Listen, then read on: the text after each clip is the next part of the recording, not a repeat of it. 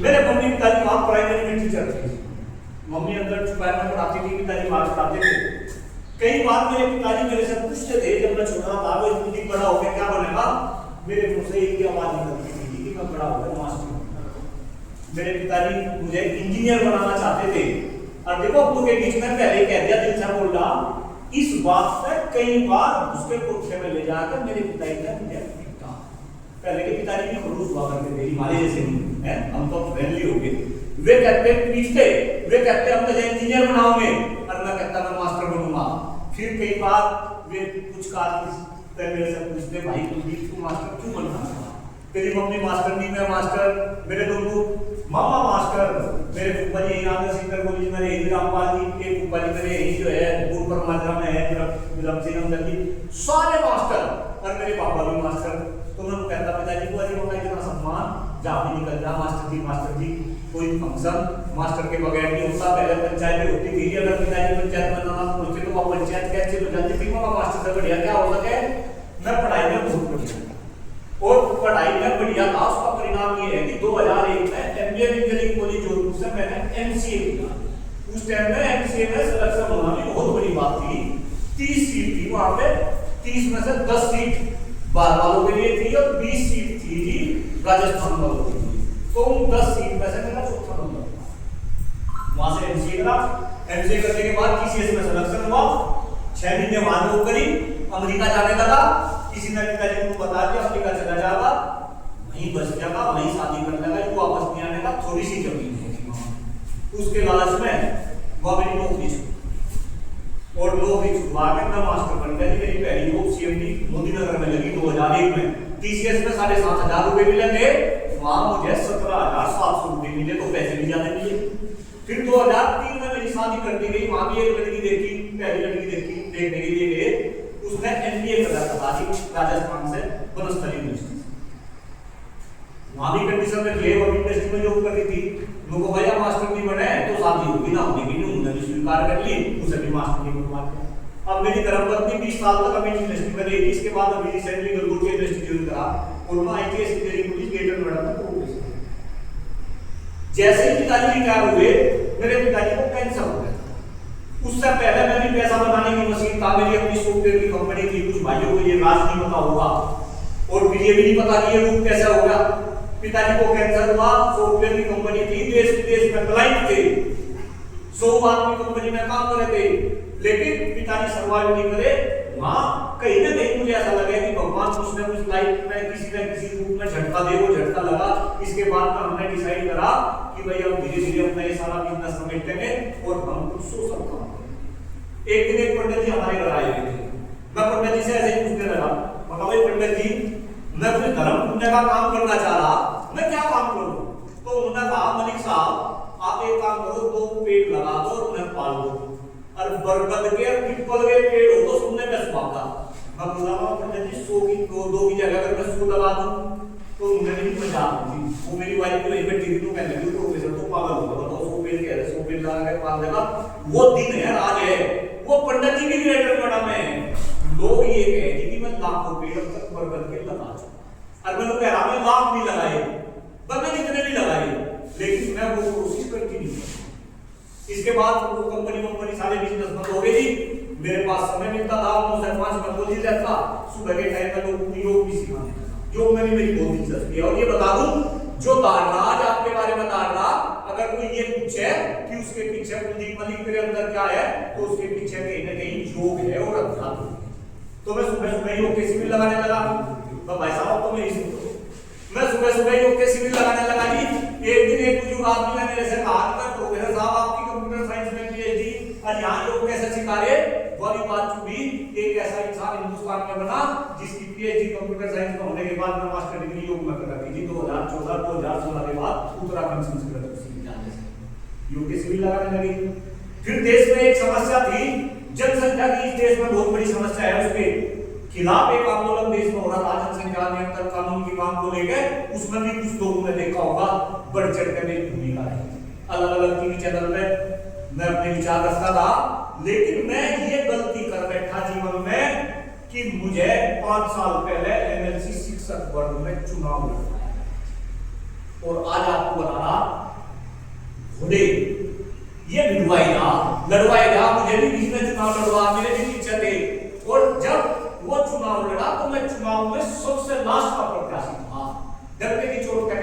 Board नहीं बनवाई, हर विद्यालय में घूमा, यहाँ भी आया, यहाँ भी अपना उद्बोधन दिया। कुछ भाई बहन मुझे सकल से आपकी ध्यान है, किसी के दिल में जब उद्बोधन दिया होगा, हर किसी के दिल में ये होगी कि भाई वो आदमी इसे वोट देनी चाहिए, लेकिन जब वो परिणाम आया वो मेरे खिलाफ, और वो इतना खिलाफ आया कि जितनी वोट मुझे मिली इतनी वोट तो मेरे जानने वालों की थी। जी मेरी मिसिज उस टाइम पर मेरी यूनिवर्सिटी में थी, 500 कुछ वोट वहां पे मेरे विद्यालय में भी वोट थी, और हमारे तो सारे जानने वाले। मुझे विद्यानगर में पैदा हुआ, सामने में मैं पढ़ा, गौतम बुद्ध नगर में मेरी कर्म भूमि, 3 जिले तो वैसे ही हो गए, लेकिन वोट क्यों नहीं मिली एक अलग विषय है।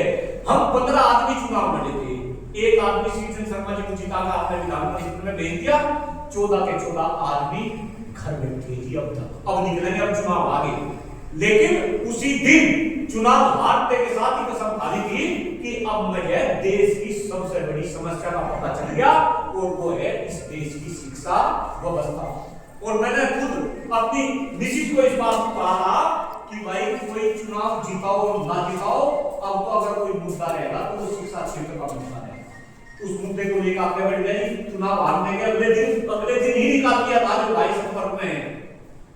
और एक बात मुझे इन एमएलसी की भी खरी में श्रीचंद शर्मा जी की भी खरी, उन्होंने कोई बात मुझे कह दी, वो बात मुझे सुना होगा आपके सामने बोल दूंगा, लेकिन हमने श्रीचंद शर्मा को कह दिया था भाई शर्मा जी इनका तो बढ़ गया, अगली बार एमएलसी बढ़ने नहीं देंगे।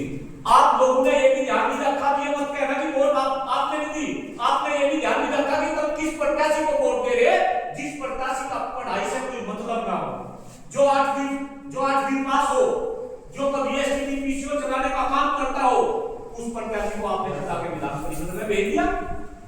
अब प्लीज इसमें कोई मत धरनी की वोट हमने नहीं दी, पर वोट हमने नहीं दी, सारे भाई बहन ने किसी ने दी वोट, कोई पाकिस्तान में तो डालने के लिए आया नहीं। लेकिन जब मैं ये चुनाव लड़ा और मैं अलग अलग विद्यालयों में घूमा, शिक्षा व्यवस्था के तो मैं पहले से ही संपर्क में था, लेकिन जो हाल मैंने देखा वो तो बयान नहीं कर सकता।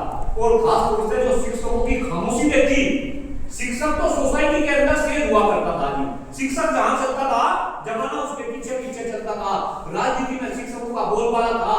आप देखो आजादी से पहले और आजादी के बाद इस देश को आजादी कराने में सार्थक शिक्षकों ने दी।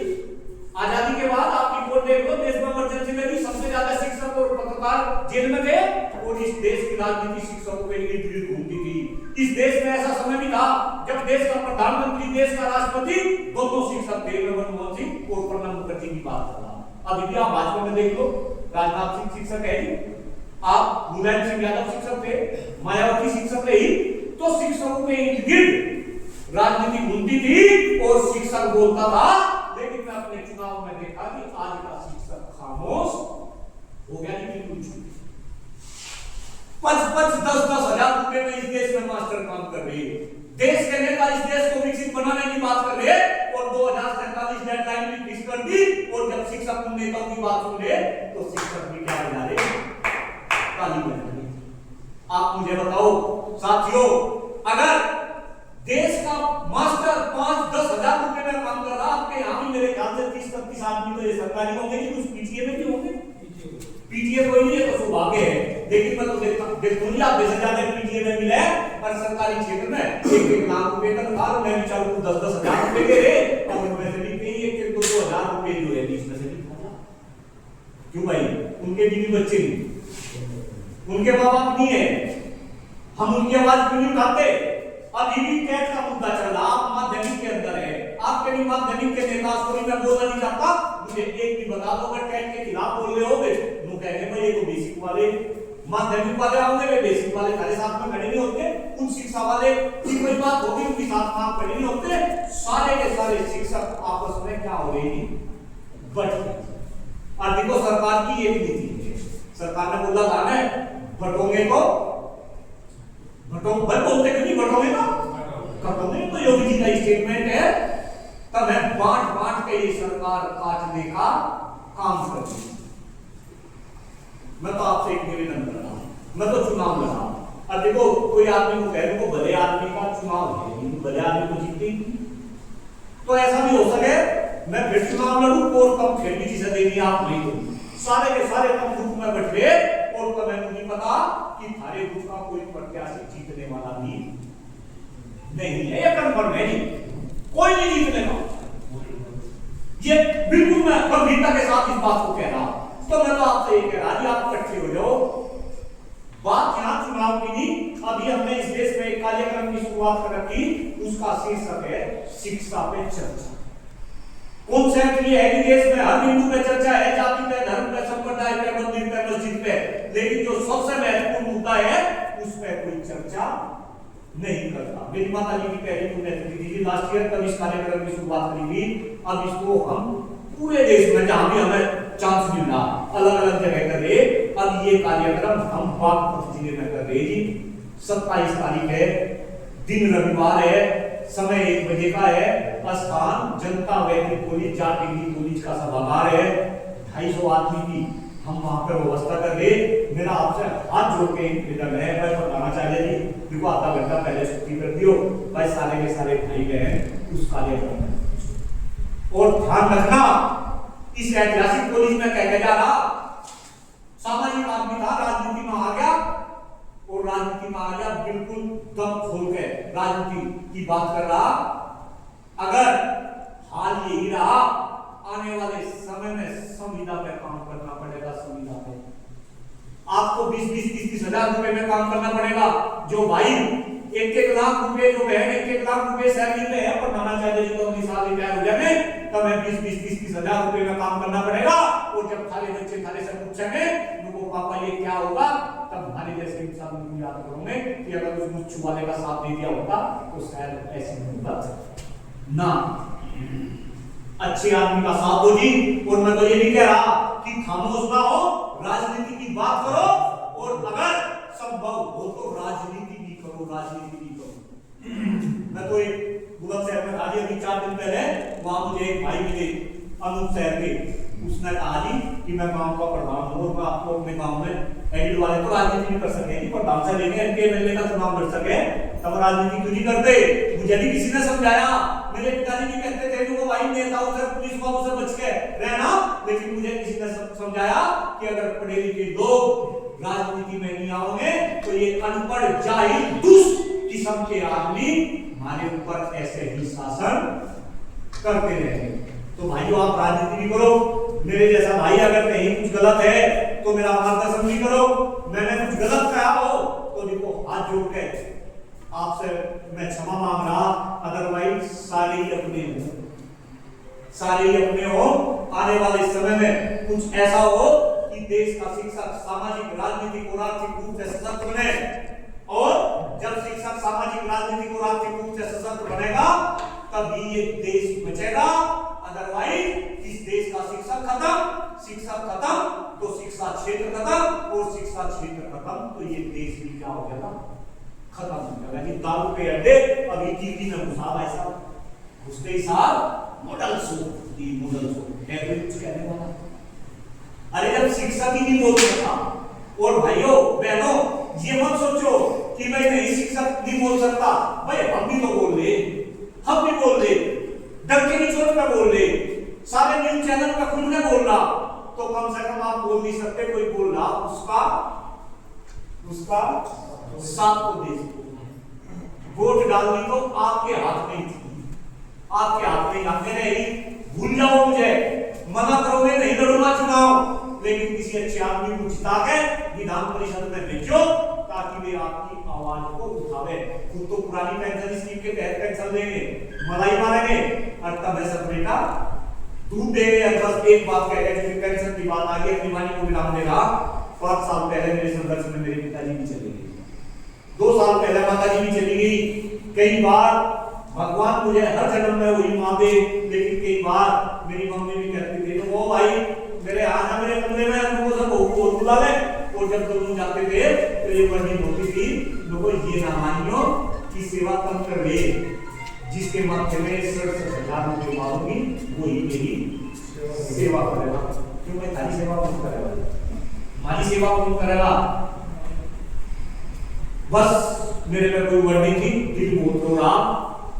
आश्रम वृद्धाश्रम में समय गुजारना पड़ेगा, वृद्धाश्रम।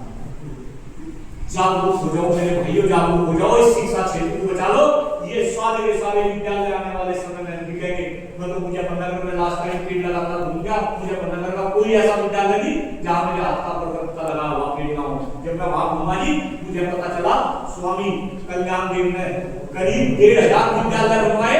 आज ये सारे के सारे विद्यालय आने वाले टाइम में दिखेंगे, ये सारे के सारे दिखेंगे। और तुम्हें संविधान में काम करना पड़ेगा।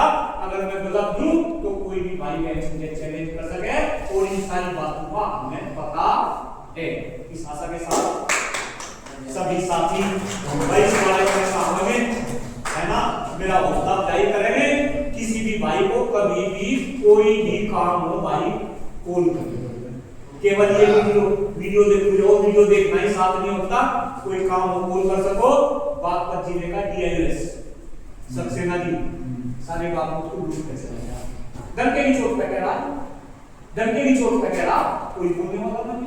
अरे इस क्षेत्र में आकर वैसे तो सारी ऐसे हो रहे, DIS ऑफिस में जाओ, वहां सम्मान नहीं मिलता। बाबू के सामने तुम खड़े रहो। अगर हमारे जैसा आदमी आगे बढ़ा तो तुम्हें सम्मान भी मिलेगा, शिक्षक भी बचेगा, शिक्षा क्षेत्र भी बचेगा, और ये देश भी बचेगा। आपका बहुत बहुत आभार, बहुत बहुत धन्यवाद। जय हिंद, जय भारत, जय